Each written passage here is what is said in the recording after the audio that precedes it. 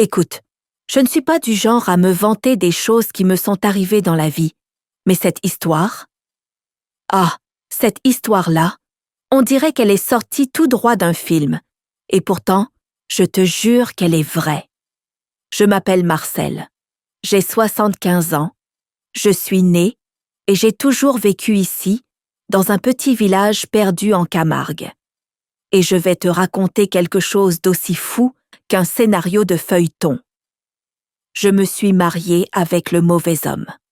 Oui, tu as bien entendu. Le mauvais. Et ce n'était même pas parce que j'étais amoureuse de deux hommes ou que j'ai hésité au moment de dire oui. Non, c'était une vraie erreur. Une de celles qu'on n'imagine même pas possible. Tout a commencé lors d'un mariage collectif dans notre village. Tu vois le genre? Simplicité totale.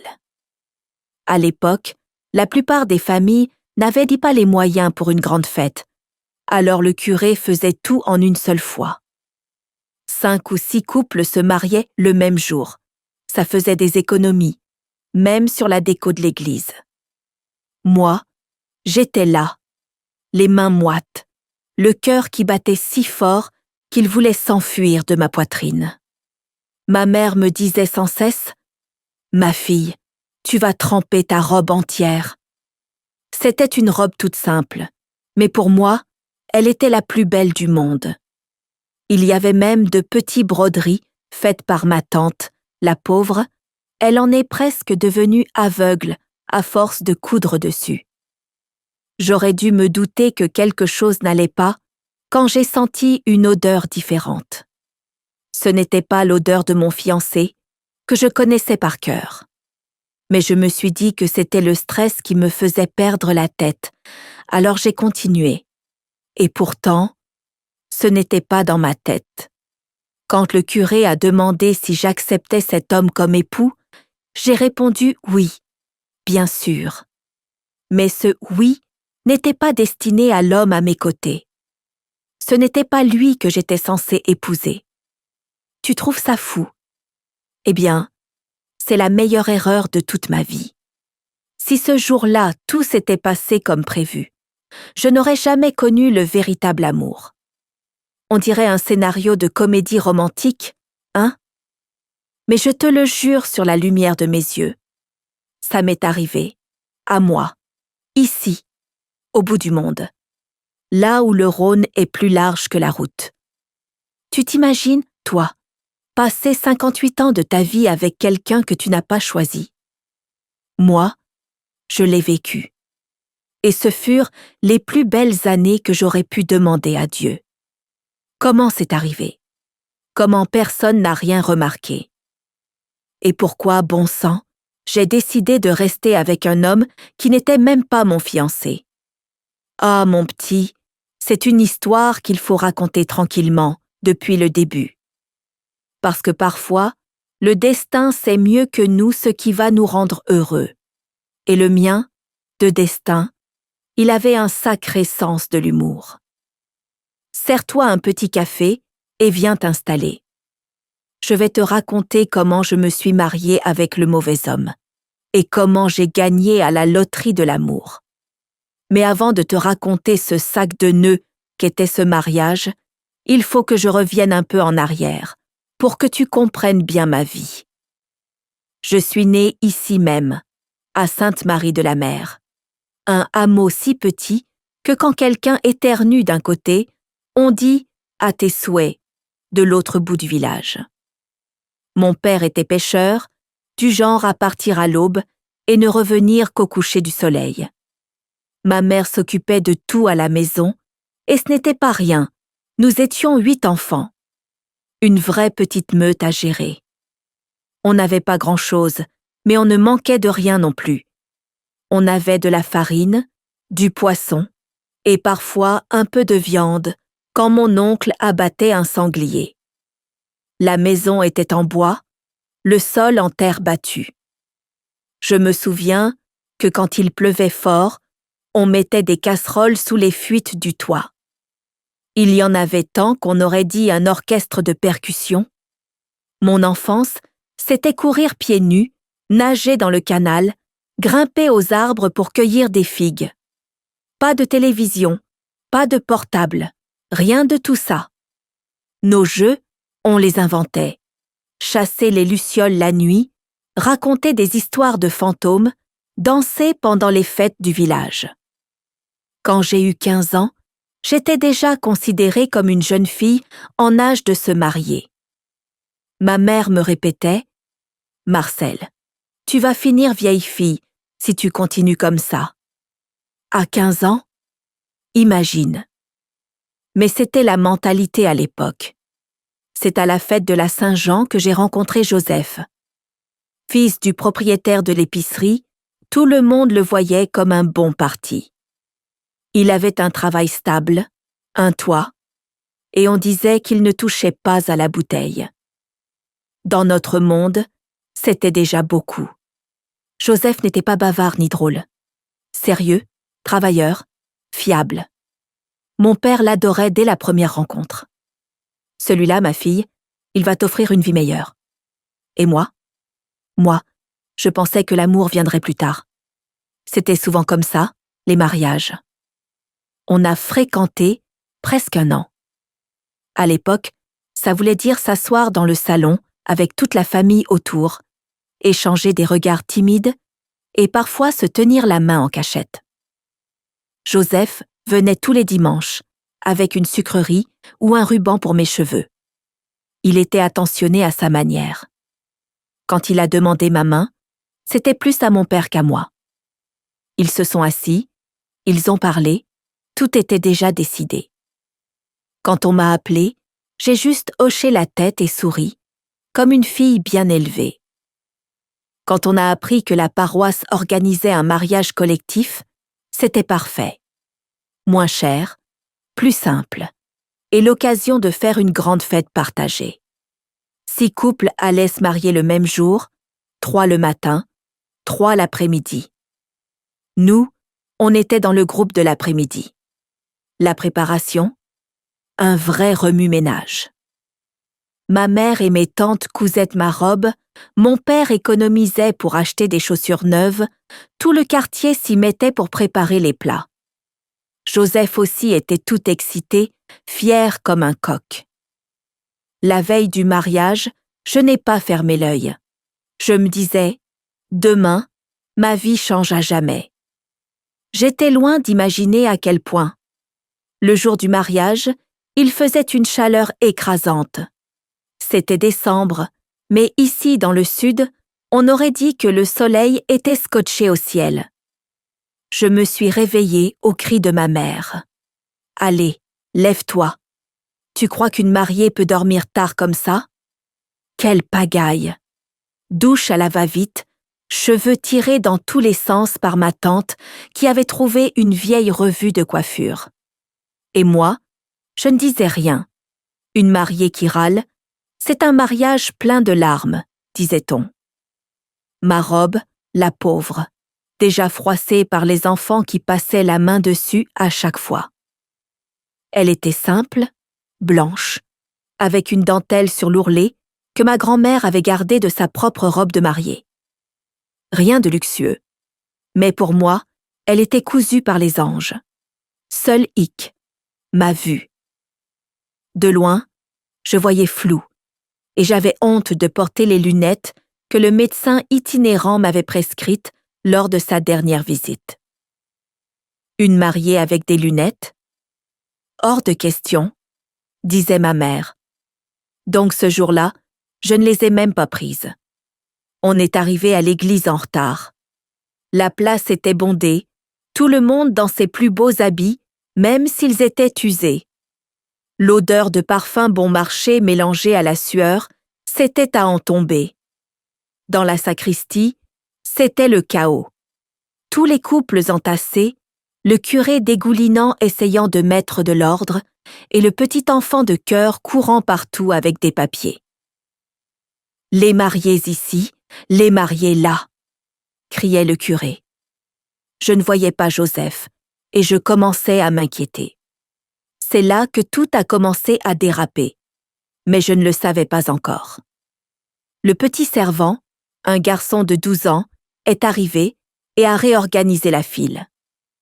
Le curé veut que tout soit rangé par taille, que ça fasse joli à l'autel, a-t-il dit. Moi, sans lunettes et complètement stressé, je n'ai même pas fait attention aux autres mariés. Tous les hommes portaient un costume noir ou bleu marine, chemise blanche, tous habillés pareil. Comment voulais-tu que je reconnaisse qui était qui dans ce Capharnaüm? Peut-être que c'était le stress, mais même l'odeur me semblait différente. Sa voix aussi ne sonnait pas comme celle de Joseph, plus grave, plus douce. Mais avec mon cœur prêt à exploser et toute l'église qui nous regardait, je n'allais quand même pas tout interrompre pour demander « Excusez-moi, c'est bien toi, Joseph ?» Quand le prêtre a demandé « Marcel, acceptez-vous cet homme pour époux ?» et a prononcé un nom qui m'a semblé étrange, j'ai cru que c'était mes oreilles. J'étais si nerveuse que j'ai répondu « oui » machinalement. Mais j'ai vraiment compris qu'il se passait quelque chose d'étrange au moment d'échanger les alliances. J'ai senti une main différente prendre la mienne, plus rugueuse, plus forte, et la façon dont il la tenait. Ce n'était pas Joseph. Un frisson m'a parcouru l'échine. Mais trop tard. Le prêtre a déclaré « Vous êtes maintenant mari et femme. » Et moi, incapable de bien voir le visage de celui à mes côtés, j'ai déposé un baiser rapide sur les lèvres d'un homme que je commençais à soupçonner de ne pas être Joseph. Après ce baiser malaisant, la cérémonie s'est poursuivie. Les autres couples disaient leurs vœux. Moi, j'étais figée, essayant de comprendre. Est-ce que je devenais folle? Est-ce que le trac m'avait rendue à ce point aveugle, au point de ne plus reconnaître mon propre fiancé? Au moment de signer les papiers, ma main tremblait tellement que j'avais du mal à écrire mon nom. Le prêtre montrait où il fallait signer, et moi, comme une idiote, j'ai obéi sans lire. De toute façon, sans mes lunettes, je n'aurais rien pu lire. J'ai juste gribouillé mon nom à l'endroit qu'on m'indiquait. En sortant de l'église, sous les poignées de riz, les félicitations, les cris de joie, j'essayais désespérément de distinguer le visage de l'homme à mon bras. Mais entre le soleil qui cognait, la foule et ma mauvaise vue, je ne voyais qu'un large sourire sur un visage hâlé. J'ai failli lui demander tout haut « Tu es bien, Joseph ?» Mais j'ai eu trop honte. Comment aurais-je pu admettre devant tout le monde que je ne savais même pas avec qui je venais de me marier? Il m'aurait été prise pour folle. La fête avait lieu sur la place devant l'église. De longues tables pleines de plats que chaque famille avait apportés. Tartes salées, terrines maison, poulet rôti, fromage, pain encore tiède. Il y avait même une bouteille de vin que le père de Joseph, ou de celui que je croyais être Joseph, avait spécialement acheté pour l'occasion. Pendant toute la fête, j'étais ailleurs, incapable de profiter. Les gens venaient nous féliciter. Je souriais bêtement, pendant que l'homme à mes côtés discutait joyeusement avec tout le monde. Il avait l'air parfaitement à l'aise, comme si tout était normal. À un moment, j'ai entendu quelqu'un l'appeler Benoît, et j'ai failli m'étouffer avec le jus de raisin. Benoît? C'était qui ce Benoît? Je connaissais 2 ou 3 hommes du village qui portaient ce prénom, mais aucun qui se mariait ce jour-là. Et là, je l'ai vu. Joseph. De l'autre côté de la place, main dans la main, avec une autre mariée. Mon sang s'est glacé. J'ai frotté mes yeux, tentant d'y croire. C'était bien lui. Sa démarche que je connaissais par cœur, ses cheveux plaqués avec de la brillantine. Mais il était avec Céleste, la fille de Monsieur Raymond, l'épicier. J'ai dû devenir pâle comme une feuille, parce que l'homme à mon bras, apparemment mon mari désormais, s'est penché vers moi et a murmuré inquiet. « Ça va, Marcel? Tu te sens bien ?» Sa voix était douce, attentionnée. Rien à voir avec le ton sec et pressé de Joseph. Celle-ci était posée, comme une chanson. « Oui, oui, ça va. » J'ai bredouillé, complètement perdue. J'ai essayé d'approcher Joseph plusieurs fois pendant la fête, mais quelqu'un nous interrompait toujours. Une photo, une danse, un toast. Et comment aurais-je pu expliquer tout ça sans créer un scandale devant tout le village? Quand la fête s'est terminée, est venu le moment que je redoutais le plus, le départ. Chaque couple partait pour sa maison. Pour nous, c'était censé être la petite chambre que Joseph avait préparée derrière la boutique de son père. Mais quand l'heure arriva, mon mari m'a conduite dehors et m'a montré une carriole décorée de fleurs que je n'avais jamais vue. « Allons-y, mon épouse, » dit-il en souriant et me tendant la main. Je suis restée figée, et c'est là que j'ai vu clairement son visage. Ce n'était pas Joseph, c'était Benoît, un homme que je connaissais de vue. Il travaillait sur les péniches, au port. Plus grand que Joseph, des épaules larges, un sourire facile. Et moi, je me suis sentie comme une idiote finie. Comment avais-je pu me marier avec le mauvais homme sans m'en rendre compte jusqu'à maintenant?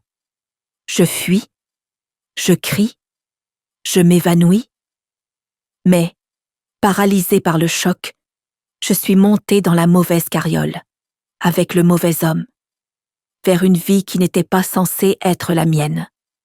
Assise à côté de lui, dans cette carriole fleurie, j'avais le cœur qui battait si fort que je croyais qu'il allait s'échapper de ma poitrine. Benoît menait le cheval doucement, en fredonnant, comme si tout allait pour le mieux, dans le meilleur des mondes. Moi, j'étais là, cramponnée au bord du banc, penchée pour m'éloigner de lui. « Tu es nerveuse ?» demanda-t-il avec un sourire bienveillant.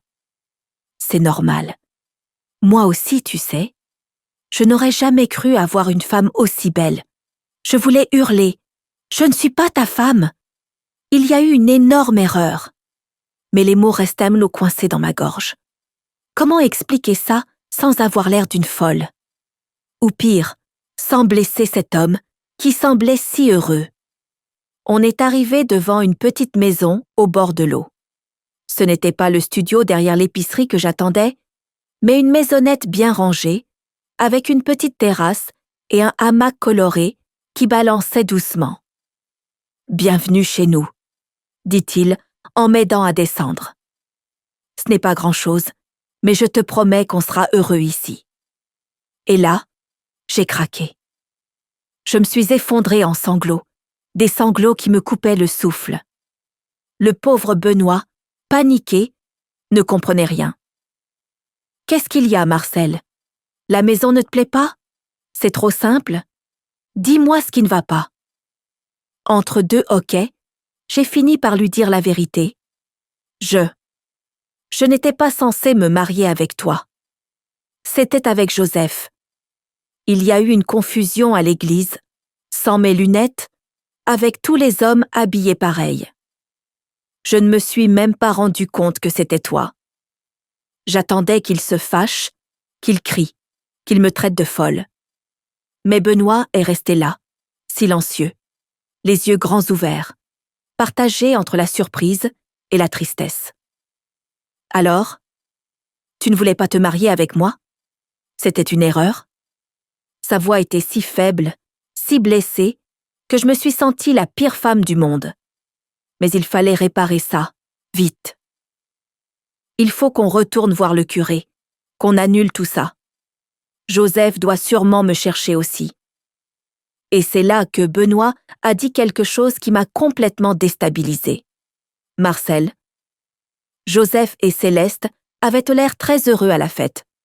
Tu n'as rien remarqué? » Je repensais à ce que j'avais vu. Joseph, main dans la main avec Céleste, riant, buvant, dansant. Il n'avait pas l'air ni inquiet, ni perdu. « Qu'est-ce que tu veux dire ?» ai-je demandé. Benoît poussa un long soupir. Tout le monde au village savait que Joseph et Céleste avaient une histoire en cachette. Sauf toi. Ou peut-être que tu ne voulais pas voir.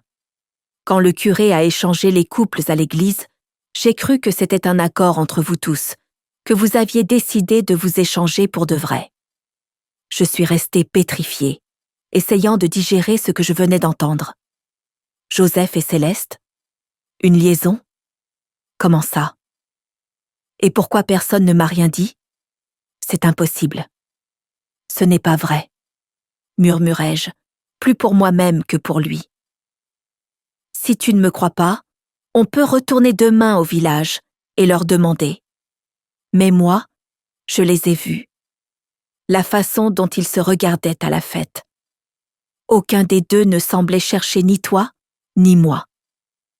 Je me suis laissée tomber sur le banc de la terrasse, complètement sonnée. La nuit était tombée, et les grenouilles coassaient comme si rien d'extraordinaire ne s'était produit. Et maintenant, ai-je soufflé, toujours plus pour moi-même que pour lui. Benoît s'est assis à côté de moi, gardant une distance respectueuse. Écoute, Marcel, je suis un homme honnête. Je ne te toucherai pas, je ne te forcerai à rien. Tu peux dormir dans le lit. Moi, je prendrai le hamac dehors.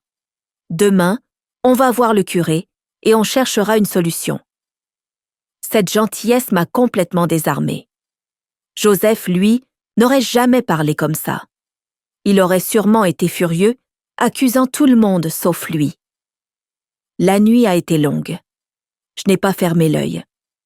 Je repensais à Joseph avec Céleste, au papier que j'avais signé sans lire, à la honte que j'allais subir quand tout le monde saurait. Que diraient mes parents?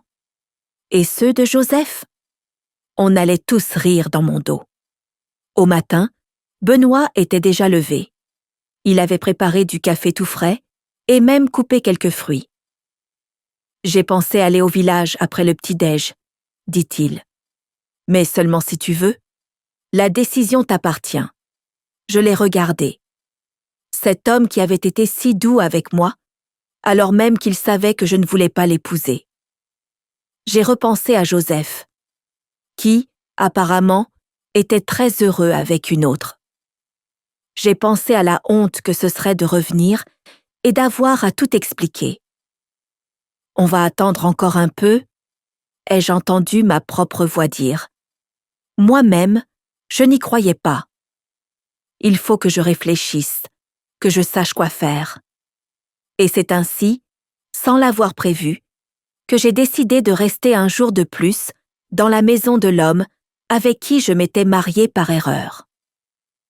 Juste un jour, me suis-je dit.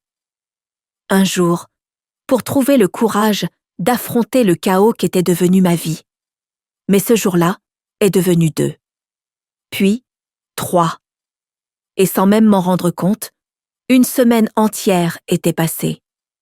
Chaque matin, je me réveillais en me disant « Aujourd'hui, je règle cette histoire. » Mais Benoît souriait, me servait un café et mon courage s'évaporait. Pendant cette semaine, j'ai découvert qui il était vraiment. Cet homme avec qui j'avais dit oui sans le vouloir. Rien à voir avec Joseph, toujours sérieux, peu bavard. Benoît, lui, avait 1000 histoires à raconter. Des anecdotes de pêche, des souvenirs de voyages en péniche, des coins de France dont je n'avais jamais entendu parler. Tu as déjà vu un castor traverser la rivière au lever du soleil? On dirait qu'il danse avec les reflets, me disait-il, les yeux brillants comme ceux d'un enfant. Il savait aussi faire des choses qui m'étonnaient. Il cuisinait. Un homme qui cuisine, à cette époque? Presque jamais vu. Il réparait tout avec ses mains abîmées, mais habiles. Et puis, il avait une façon de me regarder. Une façon qui me faisait me sentir belle. Un jour, j'ai décidé d'aller au village, chercher quelques affaires chez mes parents. J'étais nerveuse, bien sûr. Qu'est-ce que je vais dire? Comment expliquer que je vis depuis une semaine chez un homme que je n'étais même pas censée épouser? Mais je n'ai même pas eu besoin d'expliquer. Dès que je suis arrivée, tout le monde savait déjà. Et le plus incroyable, personne ne semblait trouver ça étrange. Ma fille, Joseph et Céleste, ils ont toujours été l'un sur l'autre. Me confia ma mère quand on put parler seul.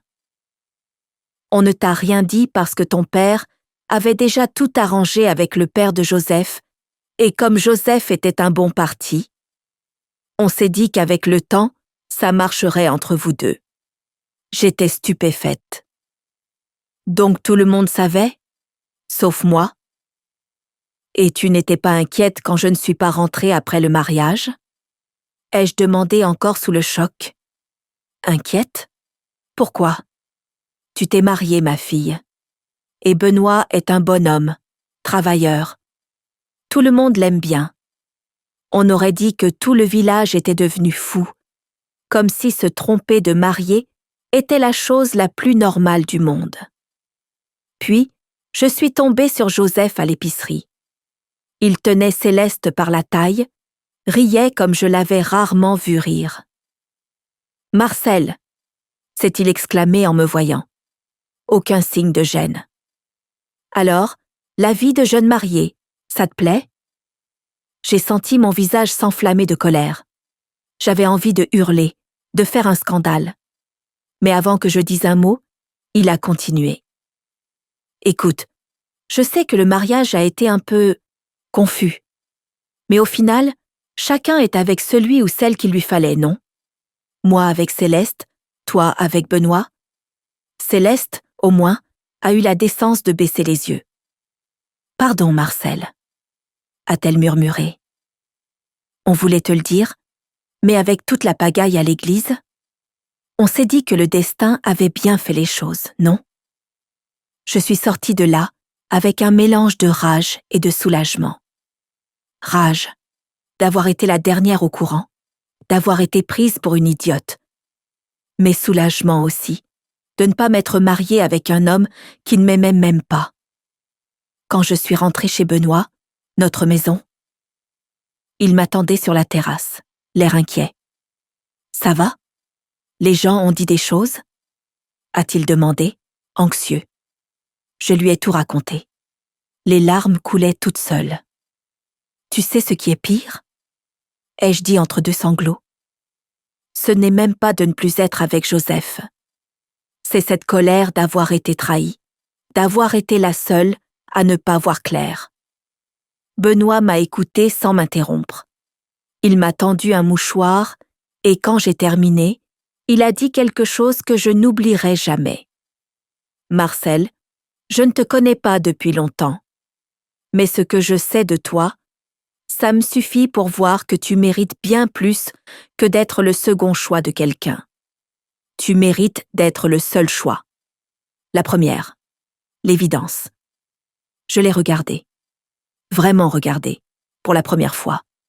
Ses yeux sincères, ses mains marquées par le travail, son sourire qui venait si facilement.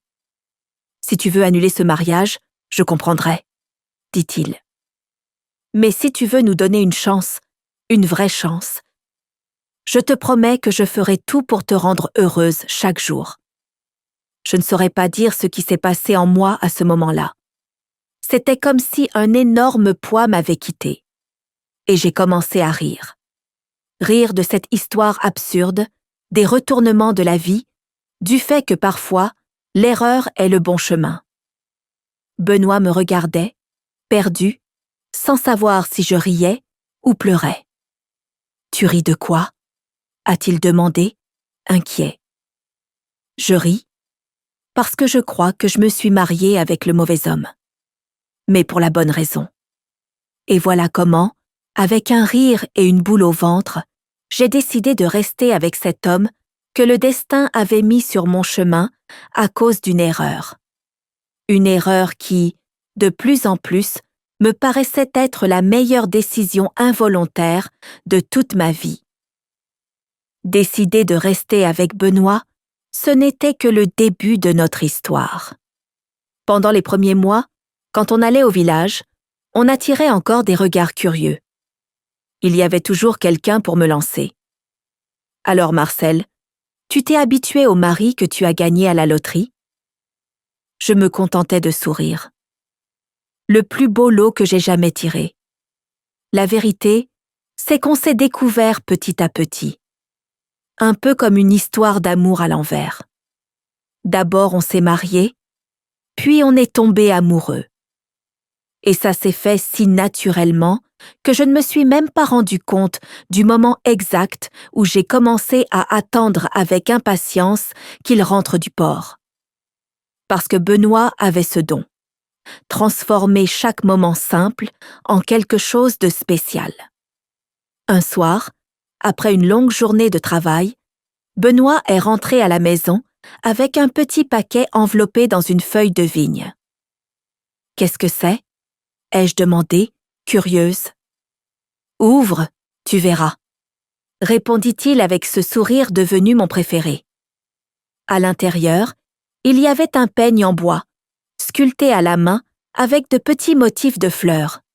« Je l'ai fait pendant mes pauses », dit-il, un peu gêné. « J'ai vu que le tien s'était cassé la semaine dernière. Ce n'était ni un bijou, ni quelque chose de cher, mais c'était fait avec un tel soin que ça valait plus que n'importe quel cadeau luxueux. La vie n'a pas toujours été facile. On a traversé des moments très durs ensemble. Il y a eu l'année des grandes inondations, quand le fleuve est monté si haut qu'il a envahi notre maison. On a tout perdu et dû recommencer à zéro. Il y a eu cette fois où Benoît est tombé gravement malade, une méchante fièvre. J'ai cru que j'allais le perdre. J'ai passé des nuits à veiller à son chevet, avec des linges frais sur son front, priant qu'il tienne bon. Mais à chaque coup dur, on découvrait une force qu'on ne soupçonnait même pas. Et les bons moments, Dieu merci, ont été bien plus nombreux. On les célébrait comme de grandes victoires. Notre premier enfant est arrivé 2 ans après le mariage. Jean est né un soir d'orage, avec la sage-femme qui a débarqué trempée de la tête aux pieds. Quand on a posé ce petit être dans mes bras et que Benoît s'est agenouillé à côté du lit, en pleurant sans la moindre honte, j'ai su que j'avais une vraie famille. Ensuite, sont venus Marie, Pierre et Louise. On les a tous élevés avec beaucoup d'amour et peu d'argent, mais il n'a jamais manqué l'essentiel. Et Joseph et Céleste? Ils sont restés au village aussi, ont eu leurs enfants. On se croisait, on se saluait poliment, mais sans jamais beaucoup parler. Avec le temps, ça aussi, c'est devenu un souvenir lointain, une anecdote qui me faisait presque rire. Tu savais que j'ai failli me marier avec le père de Joachim? Disais-je parfois aux jeunes, en souriant. Ce qui m'a le plus touchée au fil des ans, c'est que Benoît n'a jamais laissé la routine effacer l'éclat de ses yeux. Même après des décennies ensemble, il trouvait encore des façons de me surprendre. Comme le jour de nos 25 ans de mariage, quand il m'a emmenée en voyage surprise à Marseille, c'était la première fois que je prenais l'avion de ma vie. Ou quand il a appris à faire un flan au caramel, juste parce que j'avais mentionné un jour que c'était mon dessert préféré. « Tu vas finir par me tuer d'émotion, mon vieux », je lui disais quand il apparaissait avec ses surprises. « Si je dois mourir, que ce soit d'amour », répondait-il en riant. Et on éclatait tous les deux. Les enfants ont grandi, se sont mariés, ont eu leurs propres enfants. Notre maison s'est remplie de petits-enfants, de bruit, de vie. Aux fêtes de famille, il y avait toujours un qui demandait « Mamie, raconte encore l'histoire de comment tu t'es mariée avec papy. » Et me voilà partie, racontant chaque détail, les enfants riant à la fameuse phrase « Je me suis mariée avec le mauvais homme ». Benoît écoutait toujours comme si c'était la première fois, riant au même passage. Avec le temps, plus personne au village ne se souvenait que notre mariage avait commencé par une erreur. Pour tout le monde, on était simplement Monsieur Benoît et Madame Marcel, ce couple qui riait tout le temps et dansait collés serrés au bal du 14 juillet, même devenu vieux. Un jour, après plus de 40 ans de mariage, on était assis sur la terrasse à regarder le coucher du soleil. Benoît a pris ma main, toute ridée comme la sienne, et m'a dit « Tu sais, Marcel, parfois je me dis que je devrais remercier tous les jours ce petit enfant de cœur maladroit qui nous a mélangés à l'église. » « Pourquoi ?» ai-je demandé, même si je connaissais déjà la réponse. « Parce qu'il m'a offert le plus beau cadeau qu'un homme puisse recevoir, une vie entière aux côtés de la femme qu'il aime. » À ce moment-là, en regardant nos mains unies, j'ai pensé à quel point la vie peut être drôle. Ce qui semblait une erreur monumentale avait en réalité été le début d'une histoire d'amour plus longue que tout ce que j'aurais pu imaginer. Il ne m'a jamais laissé manquer d'affection. C'est ce que je dis toujours quand on me demande le secret d'un mariage heureux. Avec Benoît, même les mauvais jours avaient un petit goût de bonheur. Même les disputes finissaient en rire.